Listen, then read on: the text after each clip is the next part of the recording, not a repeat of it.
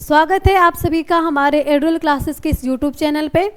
तो इससे पिछले क्लास में हम लोग विसर्ग संधि का जो है 4 नियम पढ़ चुके हैं और आज के क्लास में हम लोग 5वां नियम को पढ़ने वाले हैं।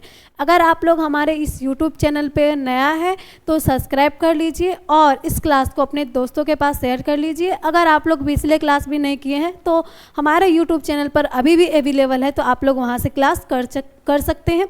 ठीक है, तो चलिए हम लोग जो है इस क्लास को स्टार्ट करते हैं और विसर्ग संधि के जो है 5वां नियम क्या है उसको समझते हैं। ठीक है, तो यदि विसर्ग से पहले अ या आ को छोड़कर कोई अन्य स्वर हो तथा बाद में कोई घोष वर्ण हो तो विसर्ग के स्थान पर र हो जाता है। ठीक है, यहाँ पे घोष वर्ण के बारे में हम लोग पहले भी आप लोग को बता चुके हैं घोष वर्ण क्या होता है, फिर भी अभी आप लोग एक बार डिटेल में बता देते हैं कि घोष वर्ण क्या होता है। देखिए, देवनागरी के हर वर्ग में पहला दो वर्ण, पहला दो वर्ण जैसे कि क वर्ग का पहला दो वर्ण क ख च छ ट ठ त थ प फ, ये सब क्या है, पहले दो वर्ण क्या होते हैं, अघोष होते हैं। क्या होते हैं, अघोष। तो हम लोग को तो अभी घोष वर्ण पढ़ना है और बाद के दो वर्ण घोष होते हैं। बाद के दो वर्ण क्या होते हैं, घोष होते हैं। जैसे क ख हो गया, च छ त थ ट ठ प फ, ये सब है हमारे अघोष वर्ण। जबकि ग घ ज झ द और ध, उसके बाद ड ढ ब भ घोष क्या है, वर्ण है। ठीक है, और देखिए यहाँ पे नीचे लिखा हुआ है कि स्पर्श वर्णों में प्रत्येक वर्ग का तीसरा। ठीक है, यहाँ पे थोड़ा सा मिस्टेक हो गया था, यहाँ पे नीचे आप लोग को समझा देते हैं कि तीसरा, चौथा और पांचवा। यहाँ पे पांचवा वर्ण नहीं लिखा हुआ है, लेकिन इसमें जो है पांचवा वर्ण भी क्या होता है, घोष वर्ण होता है।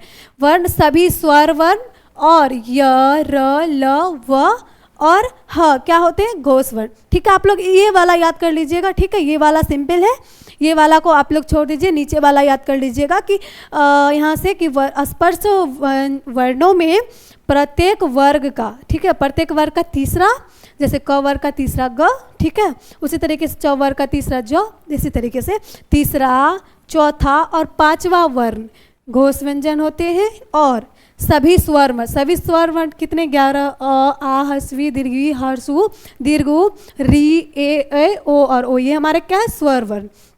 तो सभी स्वर वर्ण और य र ल व और क्या ह, ये क्या हमारे घोष वर्ण है। ठीक है, आप लोग अब यहाँ पे घोष वर्ण क्या है समझ गए होंगे। ठीक है, अब ये जो है घोष वर्ण हो तो किस चीज़ में विसर्ग के स्थान पे क्या हो जाता है, र हो जाता है। तो सबसे पहले यदि विसर्ग के पहले अ या आ को छोड़ के कोई सा भी वर्ण होगा, तो यहाँ पे देखिए विसर्ग के पहले अ या आ तो नहीं है, यहाँ पे विसर्ग के पहले क्या है, नी ई है। क्या है, ई है। तो यहाँ पे अ या आ को छोड़ के बोल रहा है, तो कोई अन्य स्वर हो तो ई हमारा स्वर है और अ आ को छोड़ के कोई अन्य स्वर ई है यहाँ पे विसर्ग के पहले। तो यहाँ पे जो है विसर्ग के स्थान पे क्या हो जाएगा, र। कब होगा, देखिए छोड़कर कोई अन्य स्वर हो तथा बाद का भी तो देखना है ना, वो तो हम लोग पहले वाला देखे विसर्ग के पहले का। अब बाद में क्या कर रहा है, कोई घोष वर्ण हो तो यहाँ पे देखिए घोष वर्ण ग है, तो यहाँ पे किसी भी वर्ग का तीसरा वर्ण घोष वर्ण होता है। तो यहाँ पे ये ग जो है क वर्ग का तीसरा वर्ण है ग, तो ये क्या है, घोष वर्ण। तो यहाँ पे इस विसर्ग के स्थान पे हो जाएगा र। तो चलिए हम लोग लिखते हैं, यहाँ पे हो गया नी और ये र जो है यहाँ पे इस तरीके से लगेगा, हो गया निर्गुण। ठीक है, ये क्या हो गया, निर्गुण। अब देखिए हमारा दूसरा एग्जाम्पल है नी जोड़ आशा। यहाँ पे विसर्ग के बदले आ को छोड़ के कोई अन्य स्वर यानी कि ई है और इसके बाद क्या है, कोई घोष वर्ण हो तो विसर्ग के स्थान पर र हो जाता है। तो यहाँ पे विसर्ग के स्थान पे क्या हो जाएगा, र हो जाएगा। तो यहाँ पे हो जाएगा नि रा सा, क्या हो जाएगा, निराशा। ये इसी तरीके से यहाँ पे भी देखिए बहिर्मुख, यहाँ पे क्या हो जाएगा, बहिर्मुख। क्या हो जाएगा, बहिर्मुख। ठीक है, इस तरीके से। अब फिर देखिए यहाँ पे हमारा एग्जाम्पल दू जोड़ उपयोग।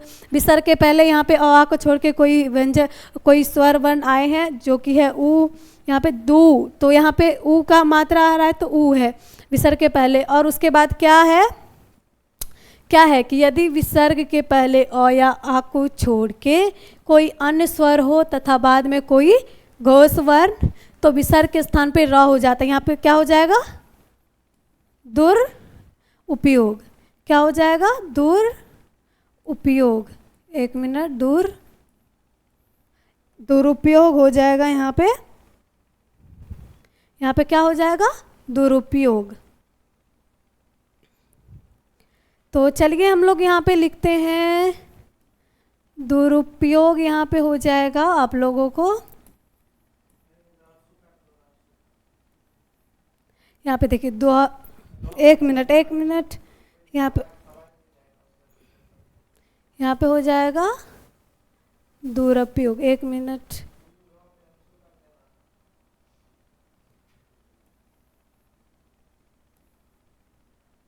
और यहाँ पे हो जाएगा हमारा दुरुपयोग। ठीक है, इस तरीके से हमारा हो गया दुरुपयोग।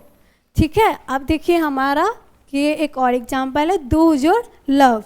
तो यहाँ पे विसर्ग के पहले आया है आ को छोड़ के कोई अन्य स्वर, और उसके बाद हमारा जो यहाँ पे विसर्ग का जो है, विसर्ग के स्थान पे क्या हो जाएगा? र हो जाता है। तो यहाँ पे हो जाएगा दुर्लभ। क्या हो जाएगा? दुर्लभ। और यहाँ पे दू जोड़ बल क्या हो जाएगा? दुर्बल। क्या हो जाएगा? दुर्बल। ठीक है, तो अभी तक हम लोगों ने विसर्ग संधि के जो है 5 नियम को पढ़ चुके हैं, और इसमें अगले नियम को हम लोग अगली क्लास में पढ़ने वाले हैं। तो तब तक आप लोग इस क्लास को शेयर कर दीजिए अपने दोस्तों के पास। तो मिलते हैं नेक्स्ट क्लास में। Thank you.